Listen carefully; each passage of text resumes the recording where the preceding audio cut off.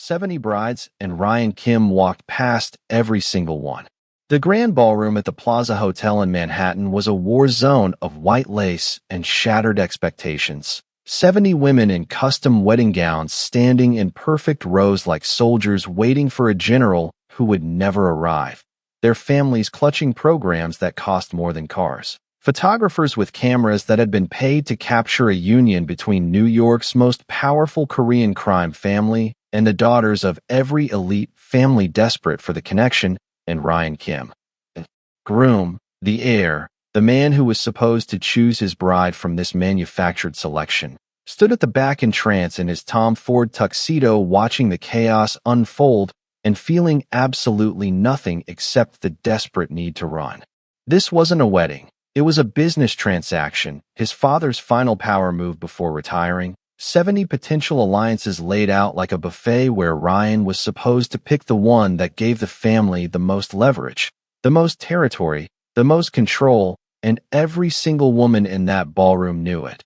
Knew they were being auditioned not for love, but for strategic value. And Ryan had looked at all 70 profiles his father had assembled, seen their perfect faces and perfect pedigrees and perfect lack of anything real, and decided he'd rather destroy his father's empire than marry someone he didn't even know. His best friend Christopher grabbed his arm as Ryan turned toward the exit, said, "You can't just leave. Your father will kill you. Those families will go to war." And Ryan said, "Let them," because he'd spent 29 years being the perfect heir, and he was done, completely done, finished with performing a role he'd never auditioned for.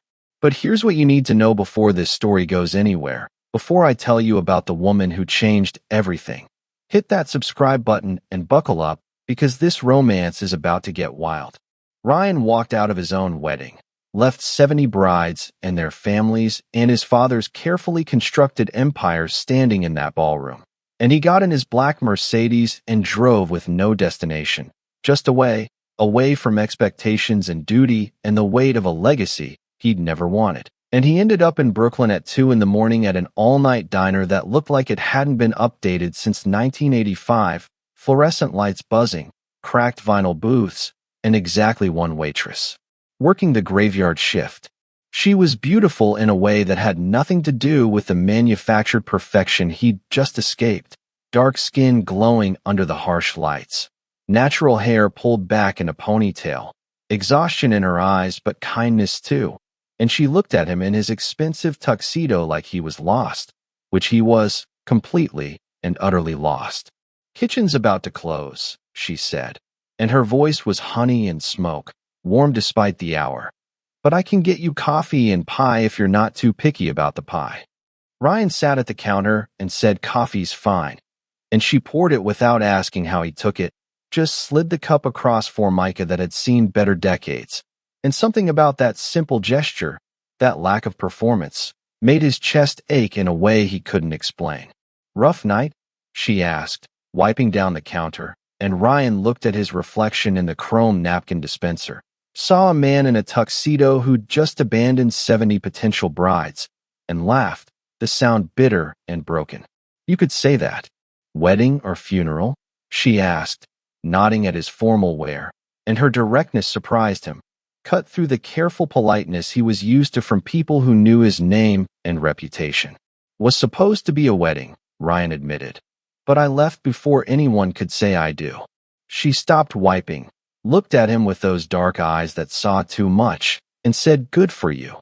Like running away from your own wedding was the sanest thing in the world, and Ryan felt something shift in his chest, something he'd thought was permanently frozen. "I'm Sienna," she said, extending a hand across the counter. "And I've seen a lot of people running from something walk through that door at 2 a.m., but you're the first one in a tux." Ryan shook her hand, felt warmth spread through his palm, and said, "Ryan," leaving off his last name, because for once he wanted to be just a man, not an heir, not a crime boss, not the son who'd just destroyed 70 family alliances. "Well, Ryan," Sienna said, pulling her hand back, but smiling now. Really smiling, and it hit him like lightning. "You want to tell me what you're running from, or should I just keep the coffee coming?" But before he could answer, his phone exploded with calls. his father's name flashing over and over, and Christopher's, and numbers he didn't recognize. And Sienna glanced at the phone, then back at his face, and said, "Whoever they are, they can wait." And she refilled his coffee like she was giving him permission to exist outside of his obligations for just 5 minutes. Ryan turned off his phone. "I was supposed to choose a wife tonight," he said, the words tumbling out before he could stop them.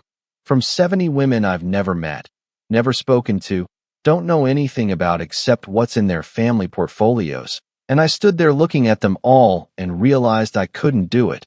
Couldn't pick someone like I was shopping for a car."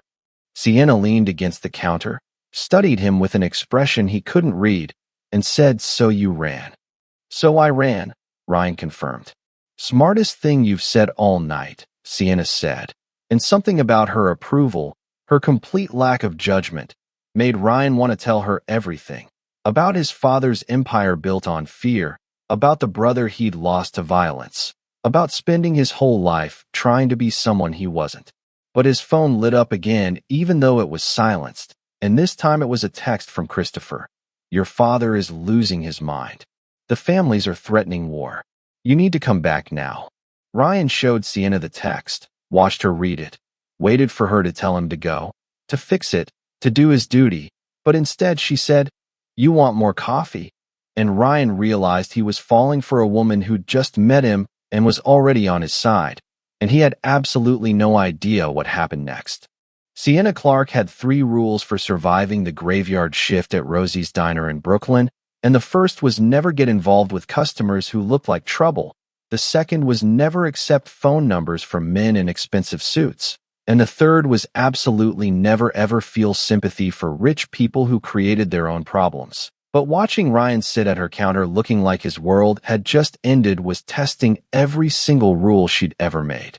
She'd been working at Rosie's for 4 years, ever since she'd moved to New York from California, chasing dreams that had slowly died in audition waiting rooms and rejection emails.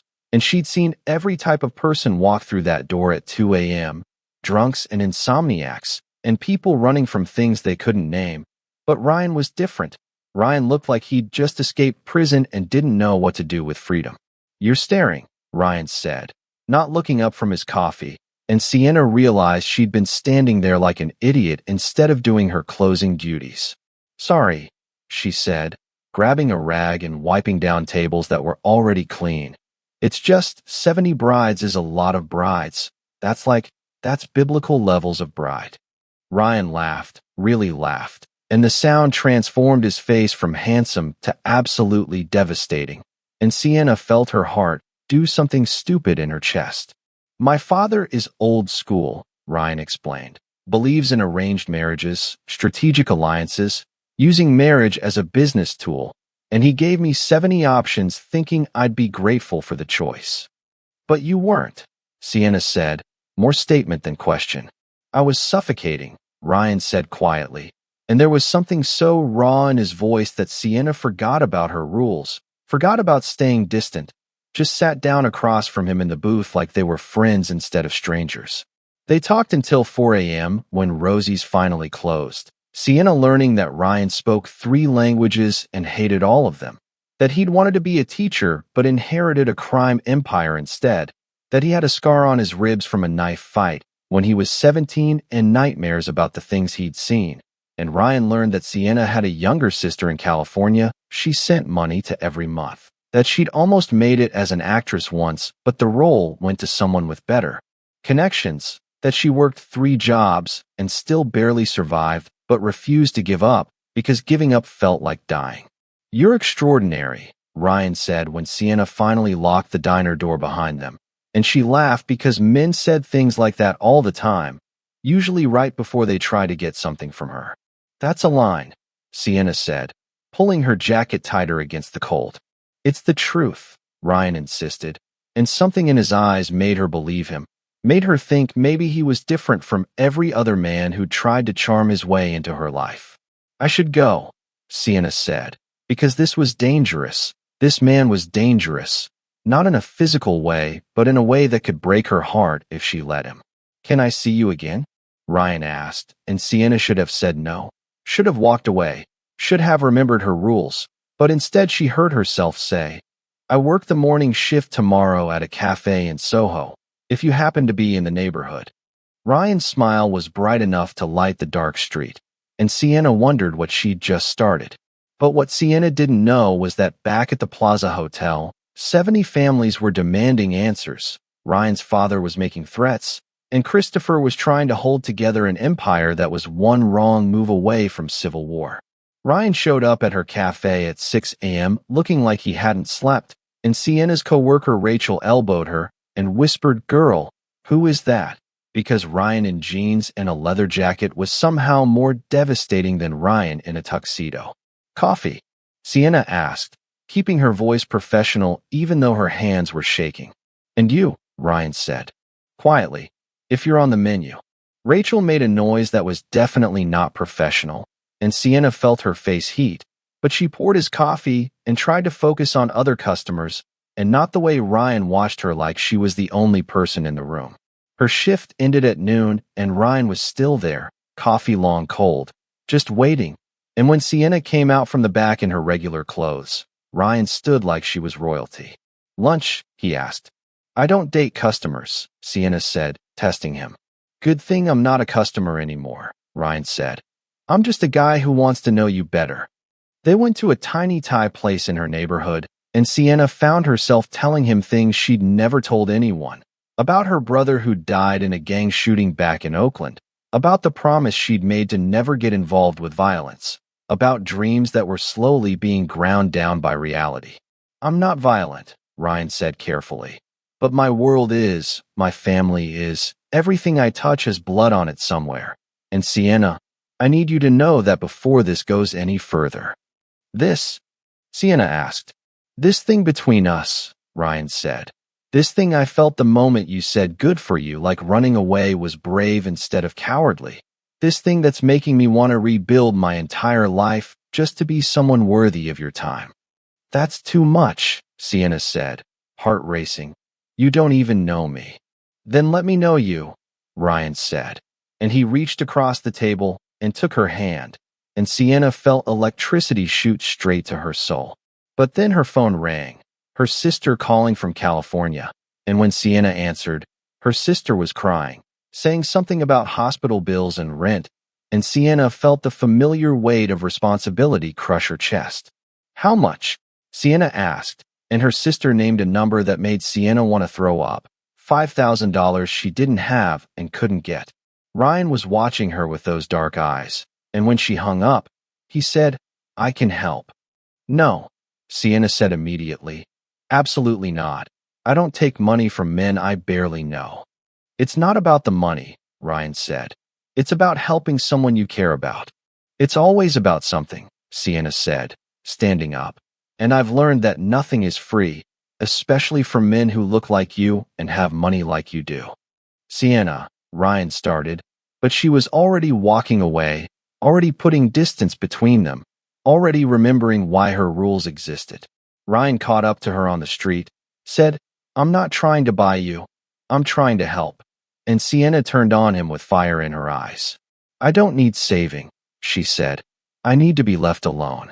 She walked away and didn't look back, and Ryan stood on that Brooklyn sidewalk feeling like he'd just lost something he'd only just found.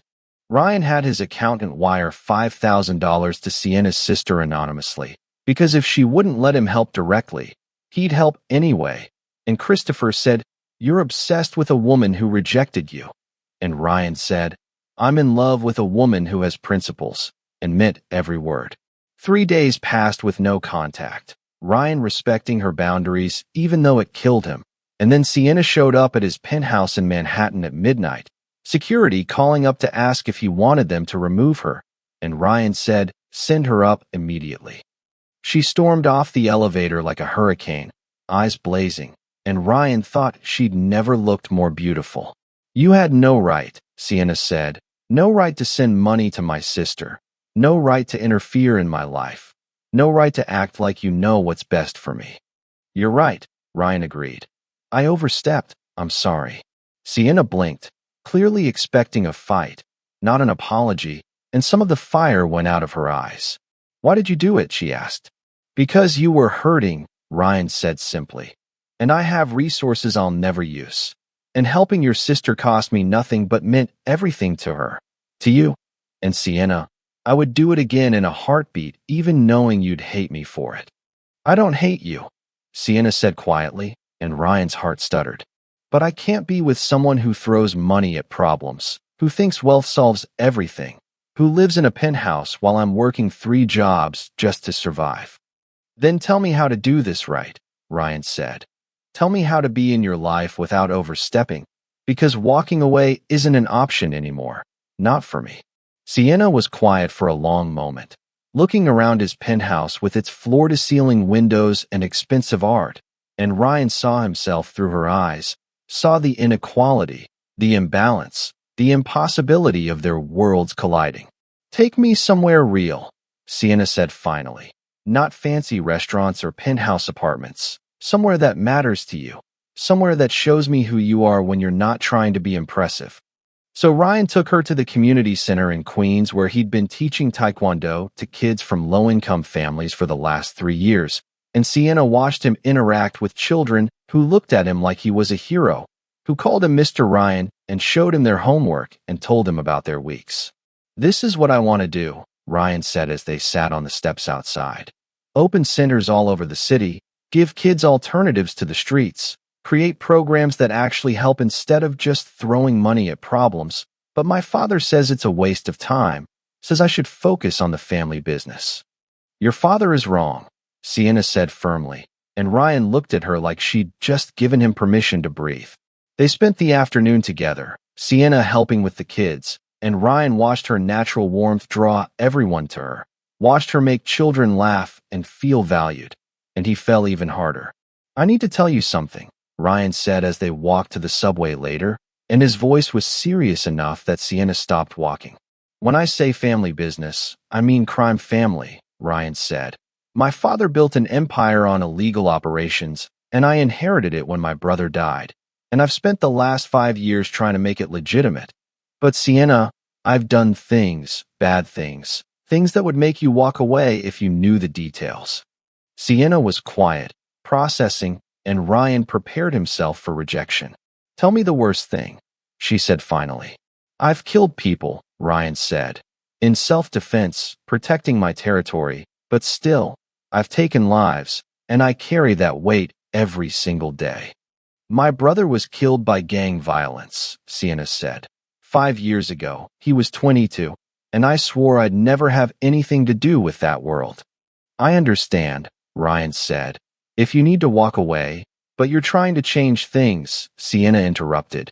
You're teaching kids, transitioning to legitimate business. You told me the truth even knowing it might end this. And Ryan, that means something. Is it enough? Ryan asked. I don't know yet, Sienna admitted. But I want to find out. If you're willing to be patient while I figure it out. Ryan pulled her close and kissed her forehead, gentle and reverent, and Sienna felt her walls cracking.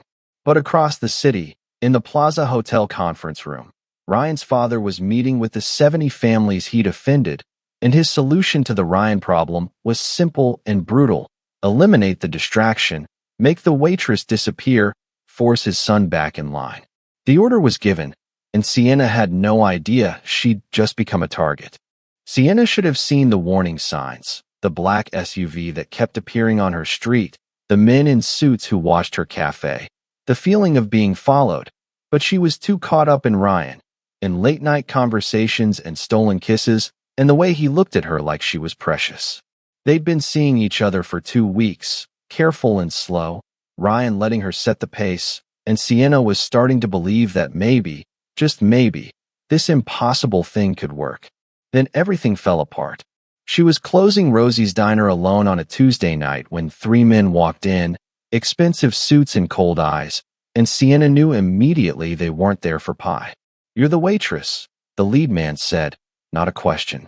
Sienna's hand found the panic button under the counter, pressed it hoping the police were close, and said, We're closed. Ryan's father sends a message. The man continued, ignoring her. Stay away from his son or face consequences. I don't respond to threats, Sienna said, voice steadier than she felt.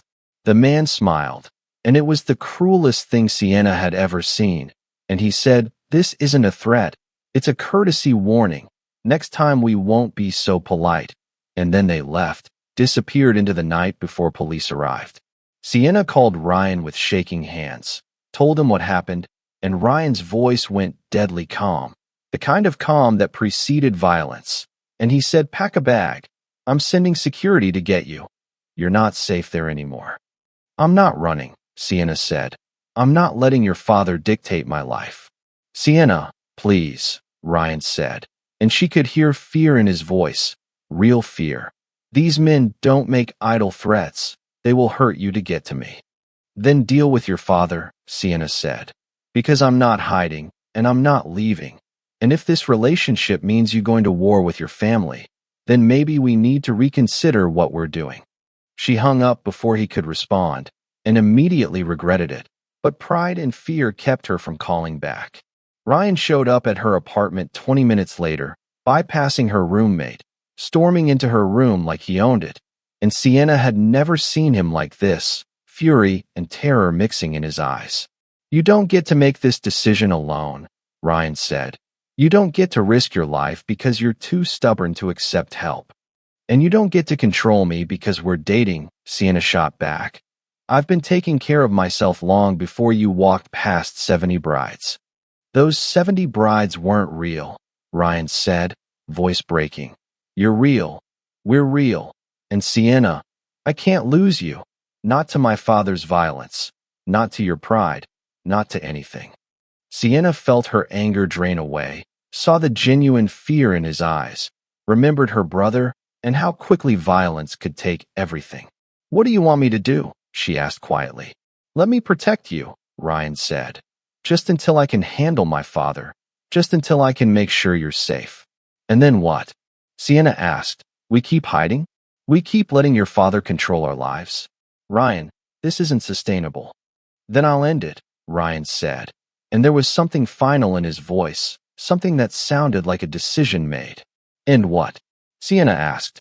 "All of it," Ryan said. "The family business, my father's control, the entire empire if that's what it takes. Because Sienna, I walked past 70 perfect options and saw nothing. Then I saw you and my whole world shifted, and I'm not giving that up. Not for power, not for family, not for anything." Sienna pulled him close, and they stood there in her tiny Brooklyn apartment, holding each other like they could prevent the storm coming. And Sienna whispered, "I'm scared." "Me too," Ryan admitted. "But I promise you, I will fix this." That night, Ryan went to his father's office and they had it out, voices raised, threats exchanged, and Ryan finally said the words he'd been holding back for years. "I'm done, effective immediately. I'm out. Take your empire and choke on it." His father's response was cold and calculated. "You leave and you lose everything, your money, your power, your protection, and I'll make sure that Waitress pays for taking my son. Then we go to war," Ryan said quietly, "because she's not negotiable." The next morning, Sienna woke to find Ryan gone and a note on her pillow. "Had to handle something. Stay inside today. Trust me, please." And when she turned on the news, she saw footage of a massive fire at Ryan's father's main warehouse. Millions in damage, a message sent loud and clear. Ryan called her that afternoon and said, "It's done, my father and I are finished, he's cutting me off completely. But Sienna, you're safe, I made sure of it." "What did you do?" Sienna asked. "What I had to," Ryan said, "and I'd do it again." But what neither of them knew was that Ryan's father wasn't done, wasn't even close to done, and the real war was just beginning. Sienna opened her apartment door 3 days later to find Ryan's father standing there, and her blood turned to ice because this man radiated danger the way normal people radiated warmth, cold eyes and colder smile, power wrapped in an expensive suit. "Miss Clark," he said, voice polite but laced with venom.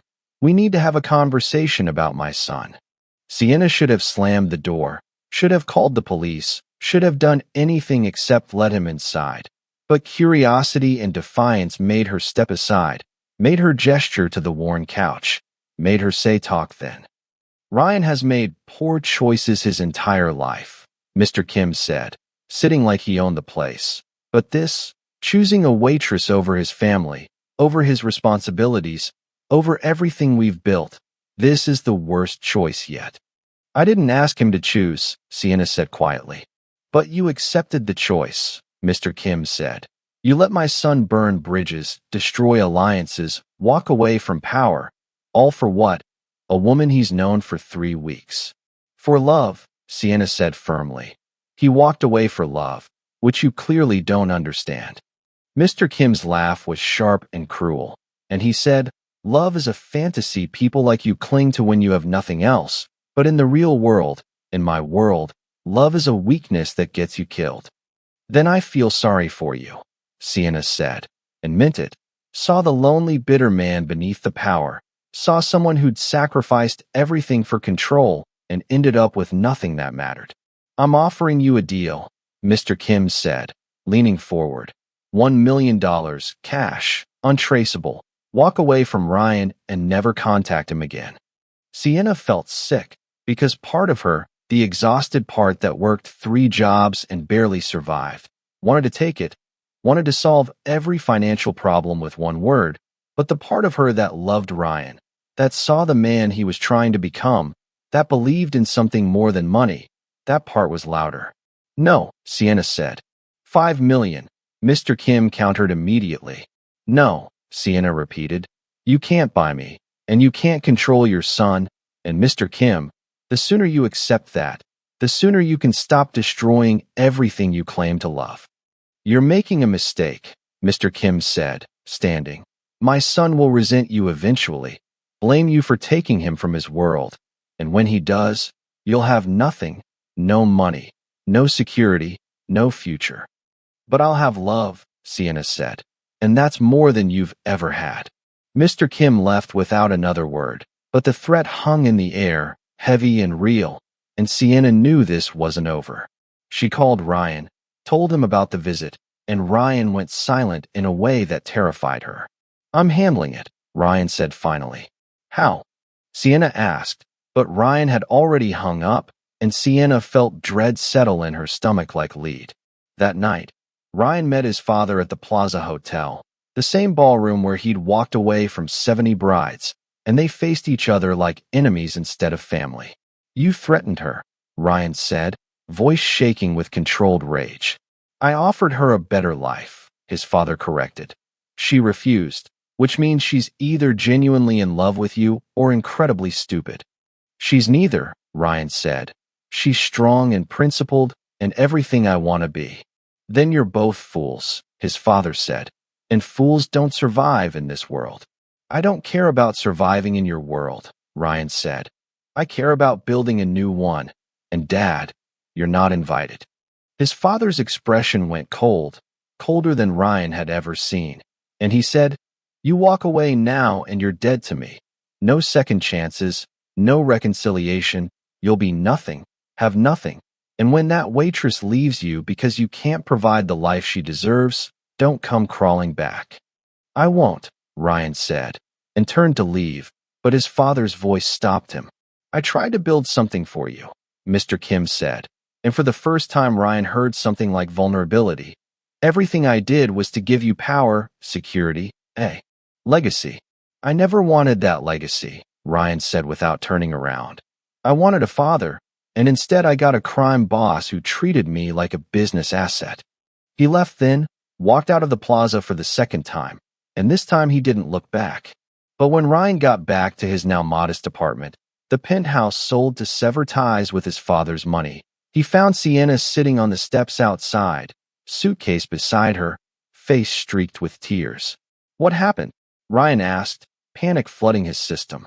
My roommate kicked me out, Sienna said, voice hollow, said she can't have gang violence following me home, said I'm putting everyone in danger, and Ryan, she's right. I am.